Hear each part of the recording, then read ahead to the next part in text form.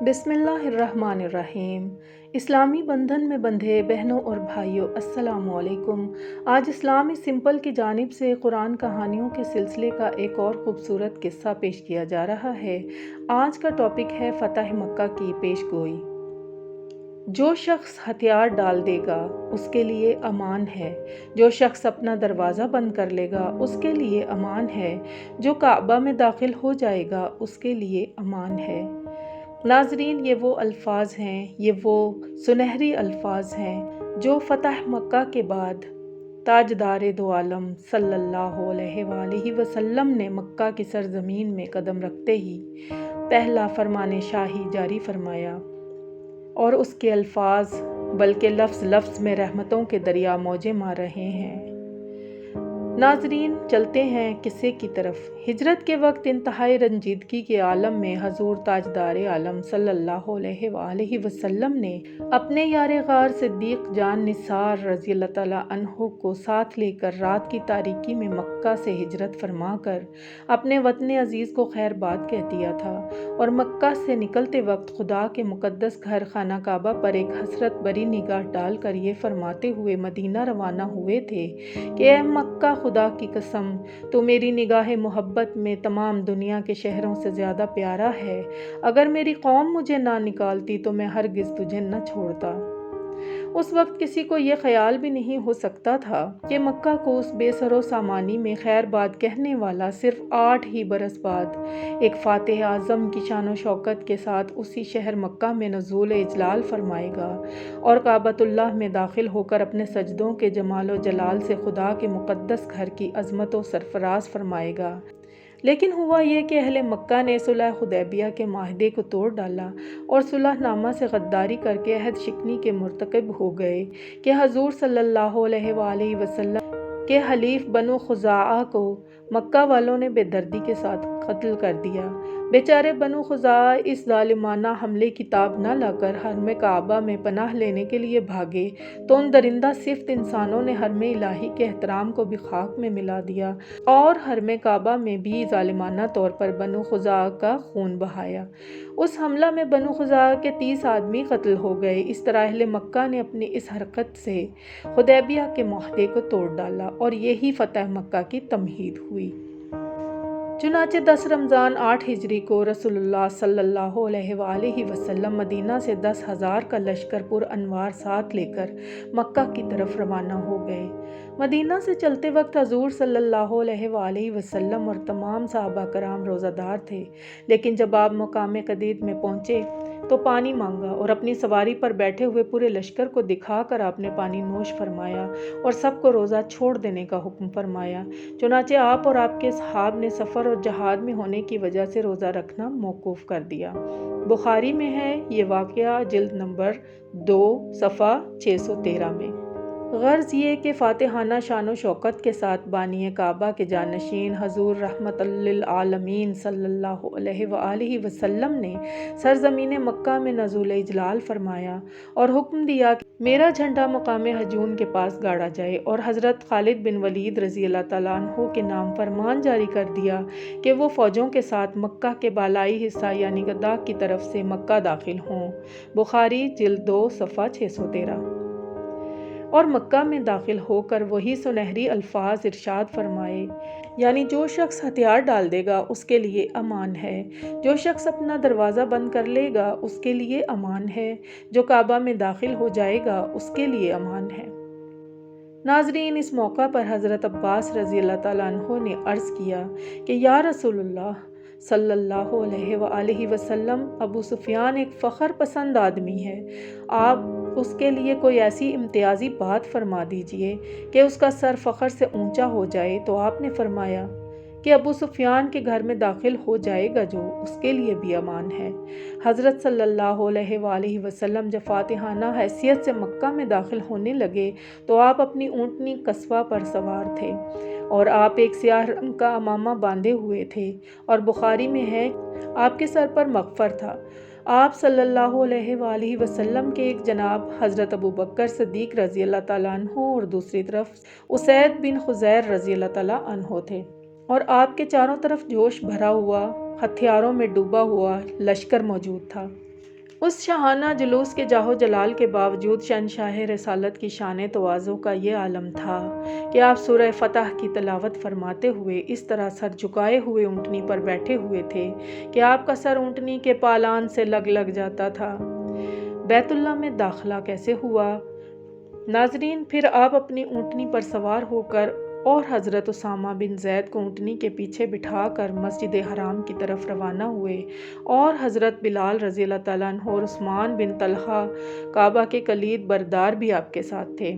آپ صلی اللہ علیہ وآلہ وسلم نے مسجد حرام میں اپنی اونٹنی کو بٹھایا اور کعبہ کا طواف کیا اور حجر اسود کو بوسہ دیا۔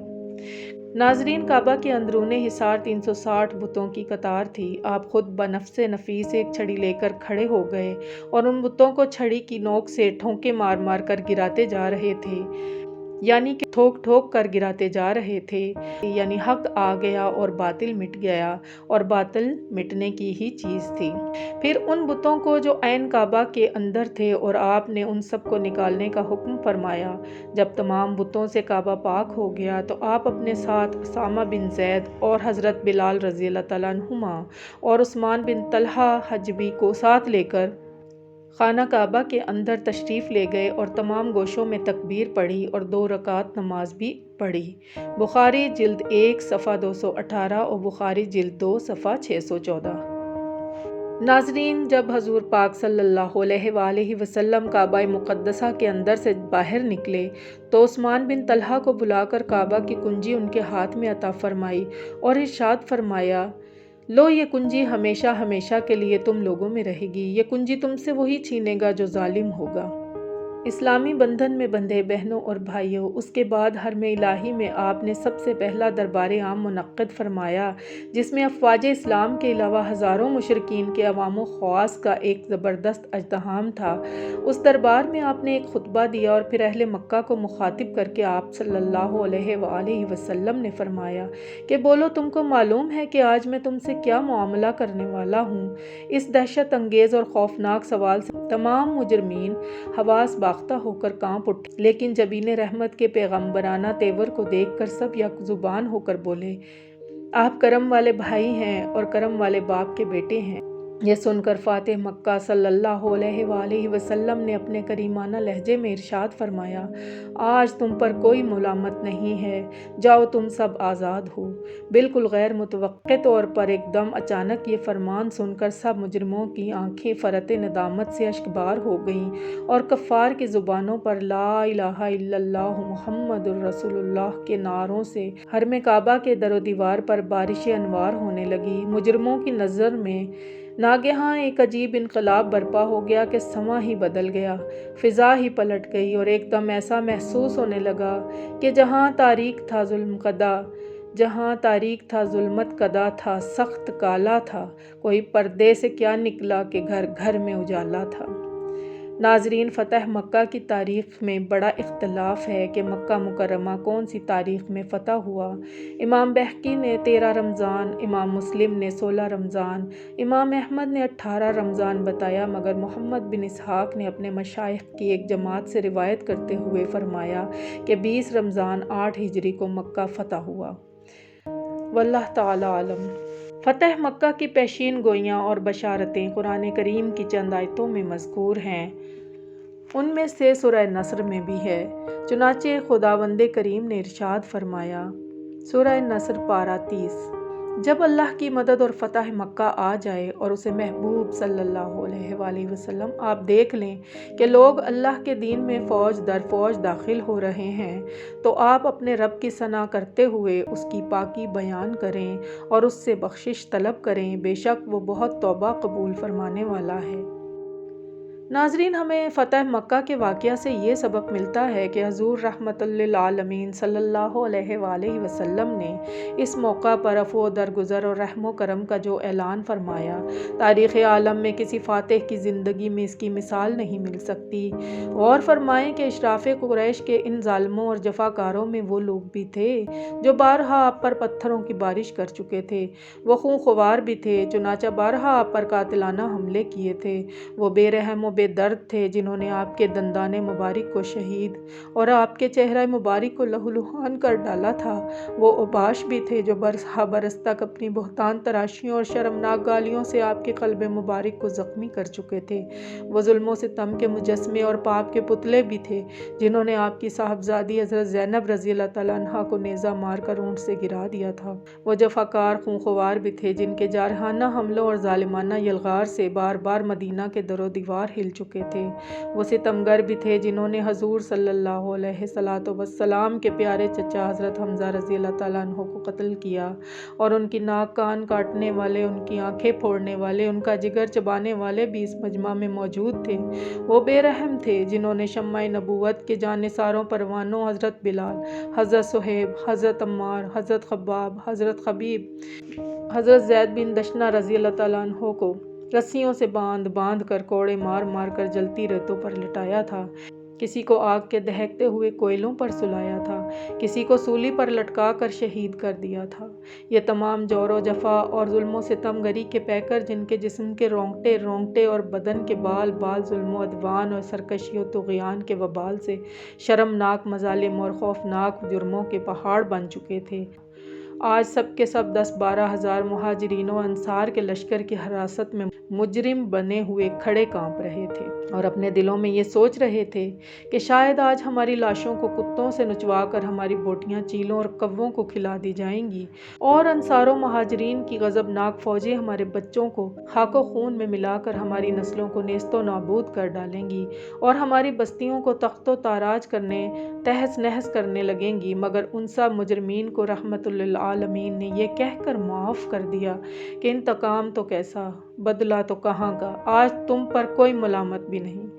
اے آسمان بول، اے زمین بتا، اے چاند و سورج تم بولو، کیا تم نے روئے زمین پر ایسا فاتح اور ایسا رحم دل شہنشاہ کبھی دیکھا ہے یا کبھی سنا ہے؟ سن لو، تمہارے پاس اس کے سوا کوئی جواب نہیں ہے کہ حضور علیہ السلام کے سوا اور کوئی فاتح نہ ہوا ہے نہ ہوگا، کیونکہ رسول اکرم صلی اللہ علیہ وآلہ وسلم اپنے ہر کمال میں بے مثل و بے مثال ہیں۔